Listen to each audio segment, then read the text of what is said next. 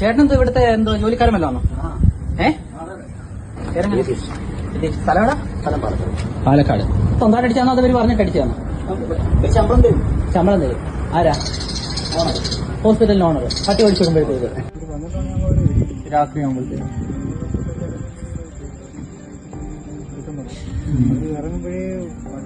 ഓടുമില്ല. ഒരു 5-6 പേര് കാണുമല്ലേ? 2 പേര്.